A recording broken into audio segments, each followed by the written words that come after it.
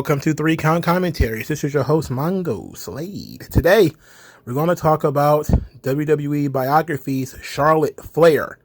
Now, if you're familiar with Charlotte, you already know the story, so we don't need to go into it. I do want to poke out some things that are very, very interesting to me, and that is that Charlotte is highly insecure and very sensitive about her looks. This is something that she talks about going back to high school when she was bullied for being tall and skinny and not being comfortable in her own skin. People saying that she looked like a man because she had a very athletic body and this sort of stuff. Of course, we know she played volleyball, so she was always into sports and ballet and dance and stuff like this. She said she got her first breast augmentation at 20 years old. So this was before she became a wrestler. And she thought that it would help her with her confidence or whatever. But it really kind of didn't. Then she talked later on about, she didn't mention anything about surgeries. Okay. They thought, okay, well, we're talking about boob jobs. Like most people are just talking about maybe Charlotte doing something to her face, which we know she didn't or whatever. But, she had a big problem with all the criticism that she gets on the internet for her looks. And it makes her very self-conscious for people to be talking about her look. And she juxtaposed this with doing ESPN's Body magazine, where she was, of course, the cover girl, and she did some photo shoots, sort of nude, showing off her physique and how much that made her face her insecurities as a woman with an athletic body type, and how, to some people, her body type is becoming a little bit more normal in wrestling, and it made her a larger-than-life, almost superhero, and it had her with this little girl or whatever, who was cosplaying Charlotte. So her look is a very touchy subject for her. And in doing a little bit of extra, I just looked something up. I wanted to see if she said anything in the body issue of ESPN that would be interesting. But to be quite honest, she didn't. But she did say something on Instagram that I thought was interesting, and it kind of plays into the biography too.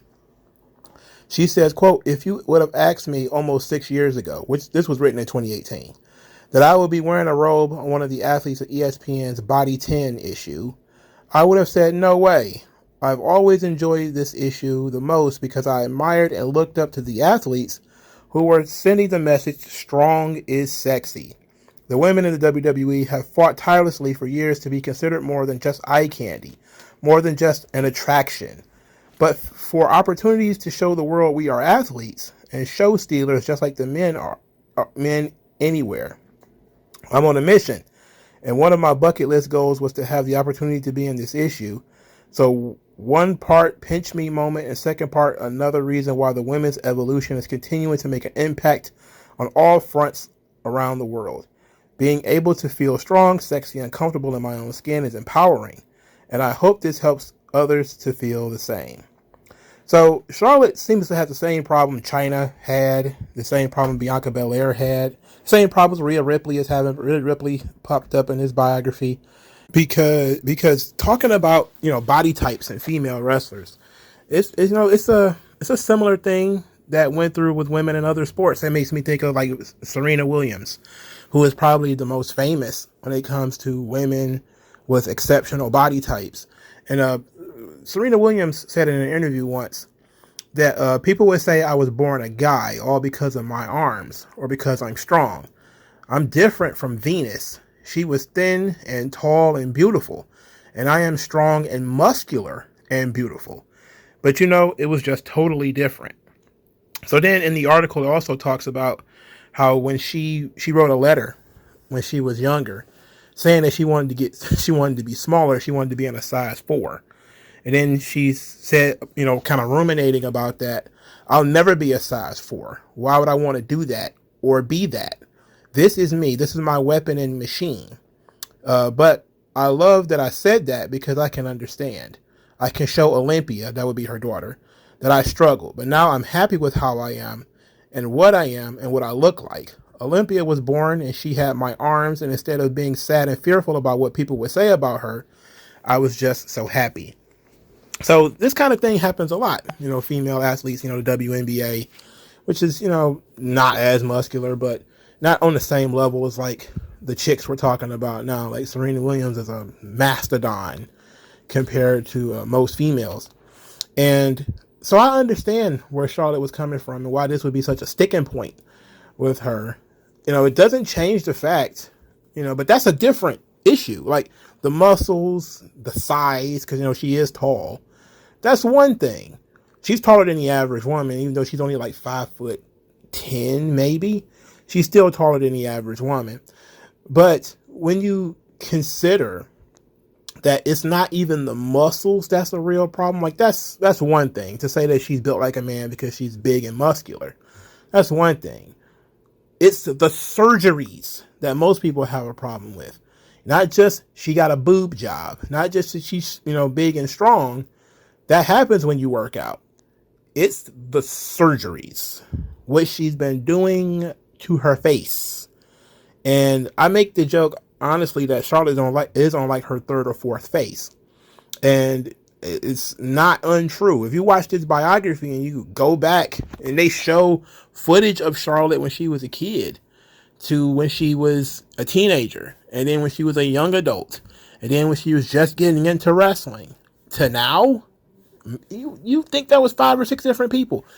I look at my pictures of myself when I was a kid, and I look at pictures when I was a teenager or whatever. I look mostly the same. Weight, of course, changes and fluctuates a lot. Makes my face a little bit different. But I look mostly the same. If you saw a baby picture and then saw me, you would see mostly the same thing. But if you saw a picture of Charlotte from 2012, that's 10 years ago, and you saw her today, you wouldn't know who you were looking at. It's a weird situation. That's the thing that a lot of people are talking about. People are kind of over the muscles and the height and that kind of stuff. Maybe she got that in high school, which no doubt I believe. Athletic girls always get picked on. They always get called lesbians and stuff like that. It happens. Kids do that. But the surgeries, they just jump out at you. And it's unmistakable. So when we're talking about people who feel comfortable in their own skin, people say stuff like that. Meanwhile, they just go out and have a bunch of surgeries. And it comes from insecurity. They were insecure. They were perfectly fine before, but they were insecure. And then they started doing a bunch of stuff to their face, and it improved their look to a degree. But then they didn't stop. And it just kept going. China, when she was... China was a little bit different. All right, China was a different kind of cat when it comes to whether she needed surgery or not on her face. She did. I'm not even gonna hold you up. She did, but she didn't go too far. She helped the process. With the jaw surgery, and I think she did something with her teeth, but that was about it. And Charlotte has done stuff with her teeth, but she's also done a lot with her face, and it's not really that big of a deal because Ric Flair did the same thing.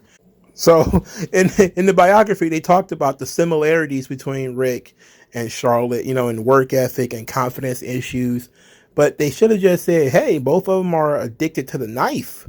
Both of them are like constantly get facelifts and, but that's not right. I shouldn't say that. I mean what I say, but I shouldn't say it.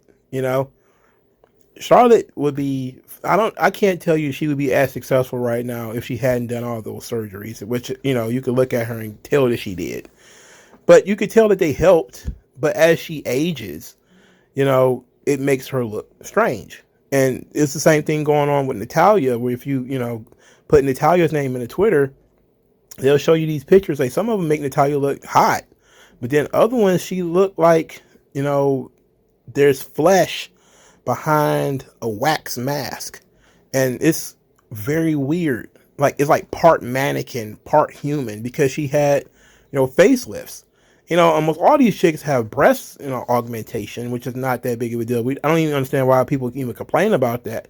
Regular women are out here getting boob jobs and BBLs. I mean, if you're on TV, you're certainly going to do something. But there is when people go to the extreme, and sometimes people are wrong. Like, there was a situation with Zelina Vega back in November of 2022. Some people have found a picture of her with Jeff Hardy, and she was a wrestling fan. Of course, she took a picture with Jeff Hardy, and her skin was much darker in that picture than she is now. And folks went online saying that she had bleached her skin to make herself look lighter. And of course, she had to tweet about it because people were thinking that she was, bleaching her skin. And she denied bleaching her skin, saying that she was a kid in that picture. She's an adult now. Her skin got lighter as it went on.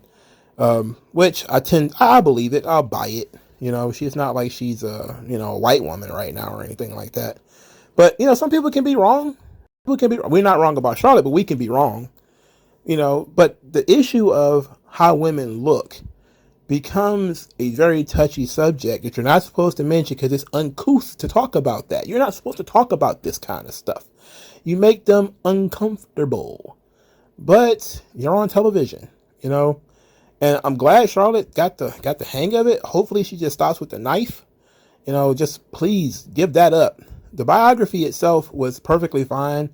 It was generic. It was kind of boring because it's just about Rick, Reed, Charlotte, and then it was mostly how great Charlotte is in the ring, how great she's picking up the business, and that kind of stuff. It wasn't anything in it that felt like new information. Like they didn't talk at all about Charlotte getting arrested. Apparently in 2008 she got tased by the police because she kicked a police officer and got arrested. That wasn't mentioned, of course.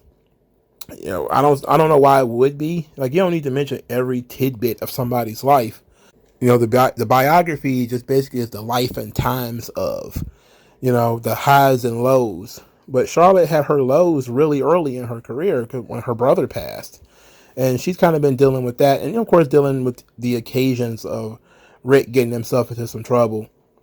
Like when he had his medical issue and she was still wrestling and she had to leave in order to help him. And then she came right back and ain't missed a beat.